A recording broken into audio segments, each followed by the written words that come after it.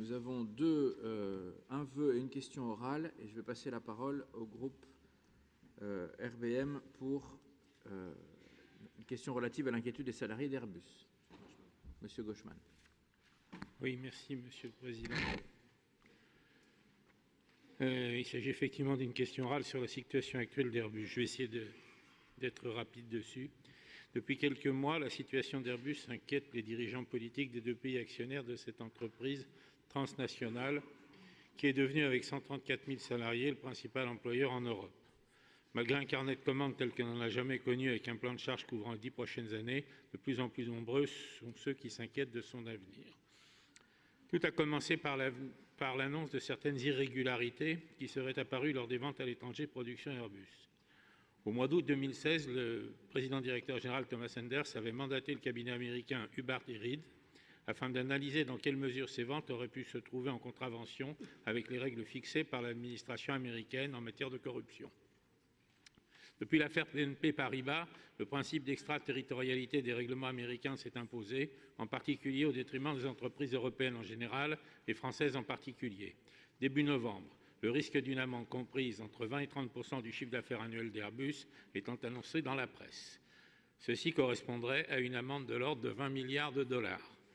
Chose troublante, il apparaîtrait que ce sont le PDG Thomas Enders et le directeur juridique britannique John Harrison, embauchés par Thomas Enders, qui ont choisi de s'auto-dénoncer aux autorités anglaises du Serious Fraud Office dès mars 2016.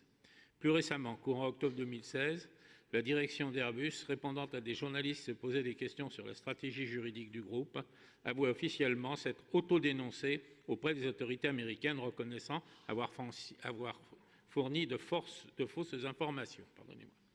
Sans vouloir surinterpréter ce geste qu'ils n'étaient pas forcés d'accomplir, ils ont néanmoins ouvert aux enquêteurs américains tous les documents que ceux-ci leur ont demandés, incluant les procès-verbaux des conseils d'administration et nombre d'autres documents à caractère confidentiel dont on peut imaginer la portée. Cela incluait également les ordinateurs et les téléphones portables des dirigeants commerciaux. Un récent article paru dans l'hebdomadaire Marianne relate d'ailleurs tous ces événements, en indiquant que les dirigeants politiques français et allemands ont été maintenus à l'écart de ces décisions étonnantes.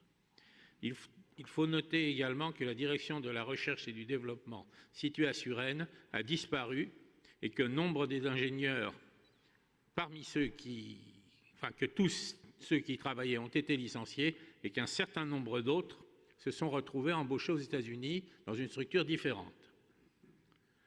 Tout ceci s'est fait, d'après cet article, sous la houlette de Paul Eremenko, qui venait de Google, mais avait surtout travaillé pour le Defense Advanced Research Project Agency, dont on comprend bien quel était le domaine d'intervention. De nombreux salariés d'Airbus sont inquiets de cette situation, inquiétude renforcée par l'apparente absence de projet, voire même d'avant-projet, au niveau du bureau d'études. Ceci est bien sûr consécutif à la disparition totale du service recherche et développement. Serait-il possible, Monsieur le Président, de demander aux actionnaires de cette entreprise, au rang desquels figure l'État français, d'apporter rapidement des informations rassurantes pour leur avenir aux quelques milliers de personnes qui travaillent dans notre région. Je vous remercie. Merci, Monsieur Gauchmann. Monsieur Jeannetot, pour une réponse rapide. Voilà.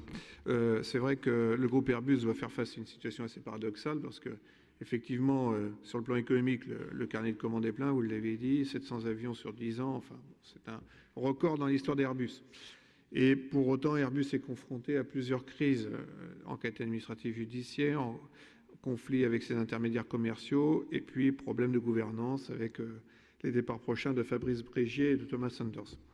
Donc, en plus, Airbus doit faire face à une guerre commerciale forte livrée par Boeing, demain le groupe chinois Comac. Et donc, évidemment, ça nécessite que le top management d'Airbus soit stabilisé.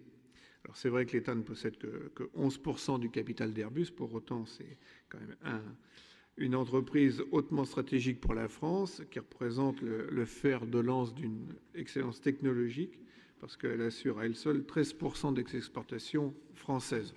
Et évidemment, dans notre région, chacun sait qu'Airbus est plus de 6000 salariés entre Nantes et Saint-Nazaire, sans compter évidemment tous les sous-traitants de rang 1, 2 et 3. Donc il est important que la France, au Quai de la Main, prennent rapidement des initiatives. Et dans ces conditions, je peux vous assurer, Monsieur Gushman, que la présidente du Conseil régional, notre présidente, suit très près ce dossier et qu'elle interpellera très prochainement le ministre de l'économie à ce sujet. Merci, Monsieur Jantot.